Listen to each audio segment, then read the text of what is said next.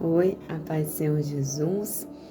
Uma boa noite para você. Aqui tá a noite, não sei que horas você vai ver esse vídeo, mas hoje eu vim trazer mais uma palavra para você, uma palavra que Deus falou fortemente ao meu coração e eu creio em nome de Jesus que vai falar também ao seu coração. Vamos orar para a gente iniciar? Senhor, meu Deus e meu Pai, eu quero te entregar este vídeo em teu altar, nas tuas mãos. Quero te agradecer pelo Senhor já ter falado comigo. E eu creio em nome do Senhor Jesus que o Senhor falará também aonde esse vídeo chegar com cada pessoa. Peço que o Senhor diminua o meu eu e o Senhor cresça e que não saia de minha boca nenhuma palavra de mim mesma e que o Teu Espírito conduza toda essa gravação e que fale realmente com cada um que chegar a esse vídeo. Em nome de Jesus, toda a honra, toda a glória seja dada a Ti. Me usa como instrumento do Senhor neste momento, em nome de Jesus. Amém. Hoje, neste momento, a gente vai falar sobre uma passagem que eu estava meditando, que está em Neemias capítulo 1. E Neemias, nessa passagem, passou por uma situação muito triste, né? Muito angustiante, né? Foi quando ele soube que o seu povo estava passando por situações precárias. Aqui no versículo 2, fala assim no capítulo 1.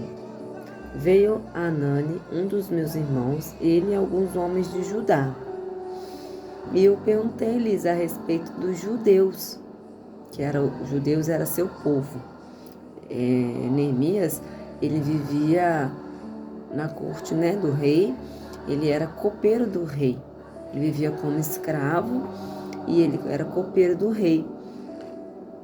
E eu perguntei-lhes a respeito dos judeus que haviam escapado e que restaram do cativeiro e a respeito de Jerusalém.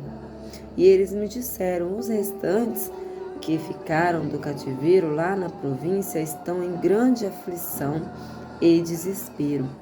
E a muralha de Jerusalém também está demolida e os seus portões estão queimados pelo fogo. E sucedeu quando ouviu essas palavras que eu me assentei e chorei e lamentei alguns dias e jejuei e orei diante do Deus do céu. É muito forte, né? Assim, ver essa parte aqui, né? De quando Neemias recebe a notícia de que o seu povo estava passando por grande aflição, por grande, né, momentos difíceis. Ele senta e chora. E ele conclui dizendo, sentei, chorei, lamentei alguns dias e jejuei e orei. Sabe, o Senhor falou fortemente ao meu coração a respeito disso. Neemias nos traz uma grande lição nessa passagem. O que nós, por muitas vezes, passamos em situações, problemas, coisas para resolver, às vezes assim, financeiro, no casamento, com um filho. E aí a gente está sempre tentando resolver as coisas, né? Neemias aqui, ele não se moveu. Ele fala que ele sentou, chorou, ele sentiu aquela dor. Ele lamentou. Mas o que ele fez? Orou, jejuou e esperou o Senhor agir no momento certo. Não quer dizer que nós não devemos fazer nada em certas situações.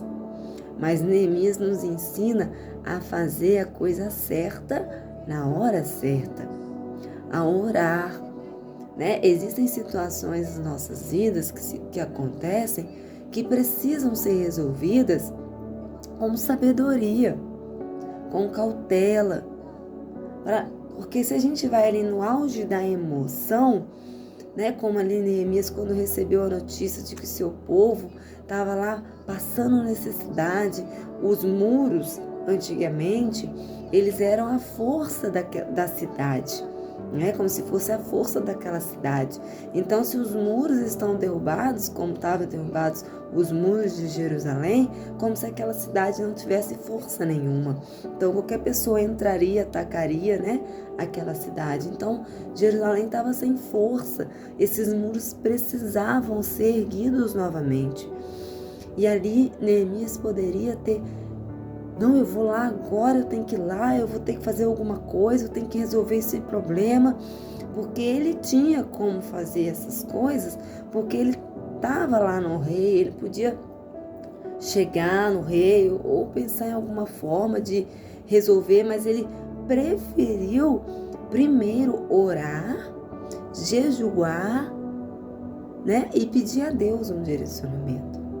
Aqui mais abaixo fala, ele fala com Deus, ele começa a falar com Deus todas as coisas que o Senhor já tinha falado para eles lá atrás, né? Ele fala: eu te busco, ó Senhor Deus do céu, o grande e terrível Deus que guarda o pacto e tem misericórdia por aqueles que o amam e observam os seus mandamentos. Ele aqui chega a confessar os pecados do povo, né? Porque o povo ali estava passando por essa situação porque, infelizmente, pecaram contra o Senhor. Então, estavam colhendo, né, as consequências das escolhas. Porém, Neemias foi tão, assim, demonstrou tão grande amor pelo seu próximo, que era o seu povo, porque ele poderia simplesmente falar assim: eu estou aqui no palácio, eu trabalho com o rei, minha vida está tranquila, eu já me saí de lá do meio do povo, e não se importar. Mas ele não teve isso, ele teve compaixão e amor pelo seu povo. E ele aqui fala que agora estejam atentos os teus ouvidos, ele falando com Deus, e os teus olhos abertos para que possas ouvir a oração do teu servo, a qual oro diante de ti agora, dia e noite, pelos filhos de Israel, os teus servos, e confesso os pecados dos filhos de Israel, os quais temos pecado contra ti, tanto eu como a casa de meu pai temos pecado. Aqui ele fala, confessa pecado até mesmo como se fosse ele que estava lá no meio do povo fazendo o que o povo fez, né? Ele pede, se derrama diante do Senhor, pedindo perdão pelo pecado do povo, pelos seus, né? Muito amor mesmo pelo seu próximo. Às vezes um outro comete algo ruim ou algo que tenta nos afetar, e a primeira coisa que a gente quer fazer é julgar, é condenar, né? Neemias podia ter falado: nossa, o povo burro fica pecando contra o Senhor, fica na idolatria. Mas não, Neemias de maneira alguma fez isso. Neemias abraçou a causa do seu povo e se prostrou diante do Senhor a orar, a pedir, a jejuar, a clamar para que Deus pudesse vir e intervir naquela situação. Aqui mais para frente ele fala: lembra-te, rogo-te, a palavra que tu ordenaste ao teu servo Moisés, dizendo: se vós transgredistes, eu vos espalharei por entre as nações. Mas se vos converterdes a mim e guardardes os meus mandamentos e praticá-los, então ainda que os vossos rejeitados estejam na extremidade do céu, ainda assim eu reunirei de lá e os trarei ao lugar que tenho escolhido para ali pôr o meu nome. Ali ele fala, né, para o Senhor se lembrar da promessa que ele fez lá atrás a Moisés. Se eles não cumprissem os mandamentos, Deus os espalharia, mas se eles cumprissem, Deus estaria com eles, né? Então ali ele pede para o Senhor misericórdia, para o Senhor relembrar tudo aquilo, que aquele era o povo dele, né? Então Neemias agiu de forma muito sábia, agiu com amor ao próximo, assim, amor ao seu povo, um exemplo enorme para as nossas vidas.